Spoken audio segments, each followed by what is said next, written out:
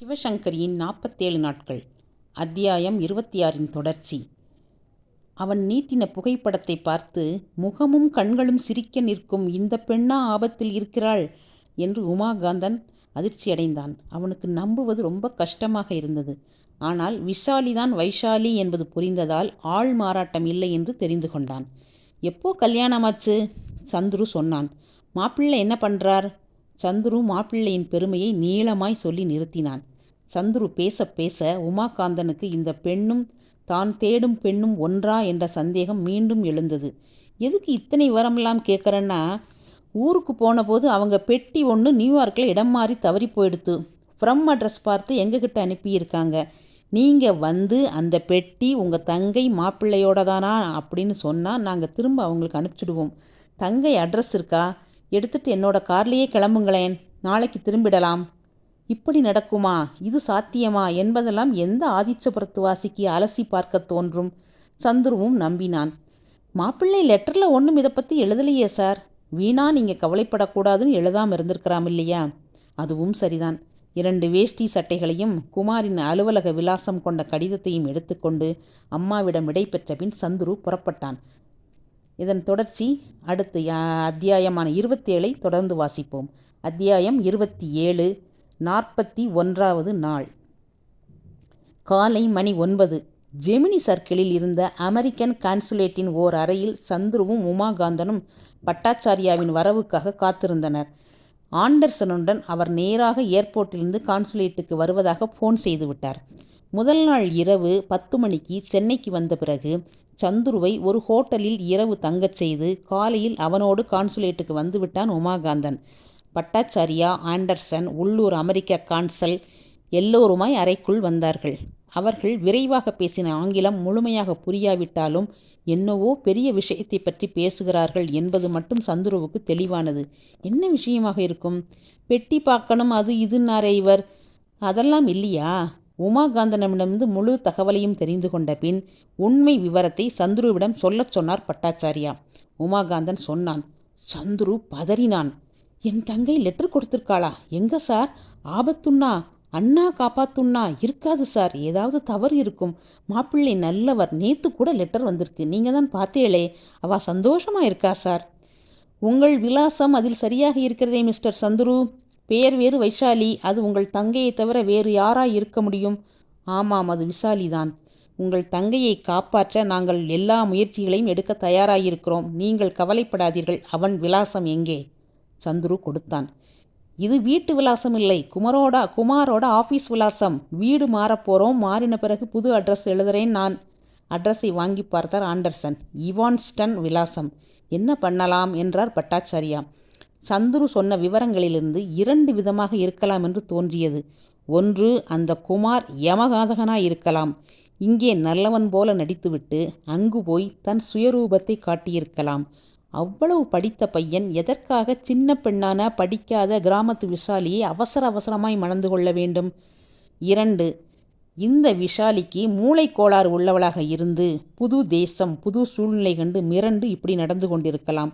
ஆனால் அவள் கையில் நெருப்பு காயம் இருந்ததாமே? பட்டாச்சாரியா சந்துருவிடம் கேட்டார்.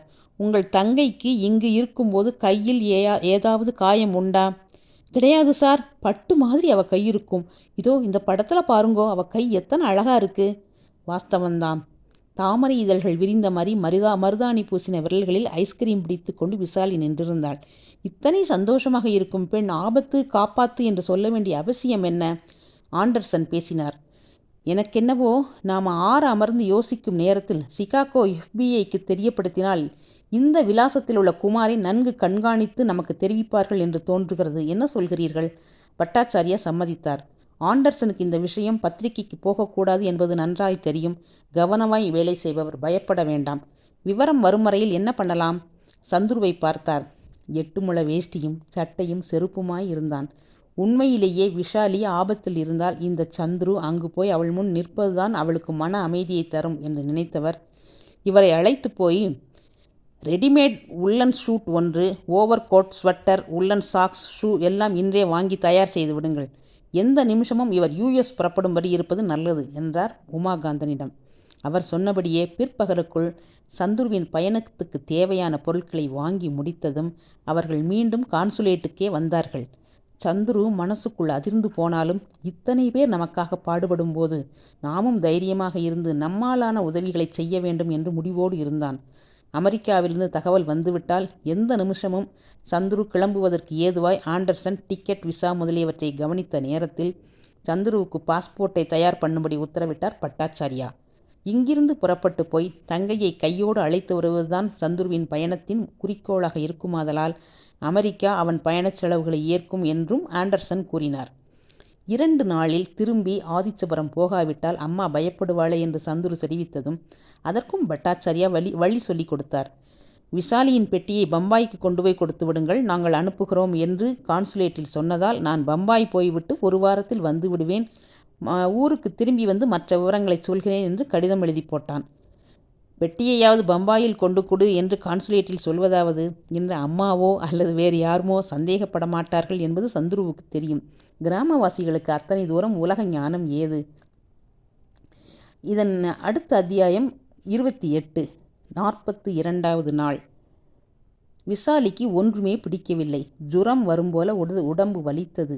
காலையில் எழுந்தால் வயிற்றின் குமட்டல் அவளால் தாங்க முடியாததாக இருந்தது. இது பிள்ளைதான், அவளுக்கு தீர்மானமாக தெரிந்து போயிற்று. இதை கலைக்கவும் வழியில்லை, வெளியில் சொல்லவும் முடியாது. ஆனால் இனி எத்தனை நாளைக்கு இந்த விஷயத்தை மறைக்க முடியும்? காஃபி கிட்டத்தில் போனால் குமட்டியது. சாதத்தை பார்த்தால் வேண்டியிருக்கவில்லை. லூசி ஆற்றுல இல்லாவிட்டாலும் எப்படியோ சமாளிச்சுடலாம். ஆனால் அவளும் கூடவே இருக்காளே. ஒவ்வொரு தடவை வாந்தி எடுக்க வரும்போதும் எப்படி பாத்ரூமுக்கு ஓட முடியும்? அவள் பார்த்துட்டா, குமாருக்கு தெரிஞ்சுட்டா. பயத்தில் கை விரல்கள் ஜில்லிட்டு போயின. நல்ல வேளையாய் நர்சரி வேலை செய்ய ஆட்கள் வந்திருப்பதால் லூசி அவர்களின் வேலையை மேற்பார்வை பார்த்து கொண்டே பெரும் பொழுதை கழிப்பதில் விஷாலி வாந்தி எடுத்ததையோ குமட்டுவதையோ கவனிக்கவில்லை. அம்மாவுக்கு மசக்கை ரொம்ப படுத்துமாமே. வாசப்படியில் தலையை வச்சுண்டு படுத்துண்டே இருப்பாளாமே. வாந்தி எடுத்து உடம்பு சோர்ந்து போயிடுமாமே. எனக்கும் அப்படி இருந்தால் நான் எப்படி சமாளிப்பேன்? முணுக்கென்றால் கண்ணீர் விஷாலியின் கண்களில் எட்டி பார்த்து கொண்டு நின்றது. வெள்ளியன்று ஒரு ஹிந்திக்கார பெண்ணிடம் துண்டு லெட்டர் எழுதி கொடுத்த பின் அவள் தவித்த தவிப்பு அவளுக்குத்தான் தெரியும். பின்னாலேயே வந்து, இந்தா நீ கொடுத்த லெட்டர்னு கொடுத்துட்டா. லூசி அதை கொண்டு குமார்கிட்ட காண்பிச்சா. என் கதி. ஷாப்பிங் சென்டரிலிருந்து வீடு வந்து வெகு நேரமாகியும் அவளின் இந்த நடுக்கம் ஓயவில்லை. விழுந்தியா? எங்க? ஒரு இந்தியன் லேடியாமே. யாரு? சரிக்கெடுத்து விழுந்தேன். அது யாரோ எனக்கு தெரியாது, நான் பார்க்கலை. ஒரேடியாய் சாதித்து விட்டாள் விஷாலி. அன்று முழுவதும் போய் மறுநாள் பிறந்த பிறகு பயம் குறைந்து மனசில் நம்பிக்கை தலையை காட்டியது. அந்த சீட்டை அவள் என்ன பண்ணுவா? அவளுக்கு புரிஞ்சிருக்காதே. ஏதோ கிறுக்கல்னு குப்பை கூடையில் போட்டிருப்பாளோ? விஷாலிக்கு அழுகைதான் வந்தது. 2 வார்த்தை இங்கிலீஷில் பேச தெரிஞ்சிருந்தா இந்த கஷ்டம் உண்டா? என்னை மாதிரி ஒரு துரதிருஷ்டம் பிடிச்சவ உண்டா? முதல் நாள் வந்த தமிழ்காரி மறுபடியும் வந்திருக்கக்கூடாதா? நினைத்து நினைத்து மாய்ந்து போனாள் விஷாலி. மேற்கொண்டு அவளால் அந்த சம்பவத்தை நினைக்க முடியாதபடி வயிற்று புரட்டல், வாந்தி, தலை சுற்றல் ஆரம்பித்து 2 நாளில் அவளை ஆட்டி வைக்க தொடங்கின.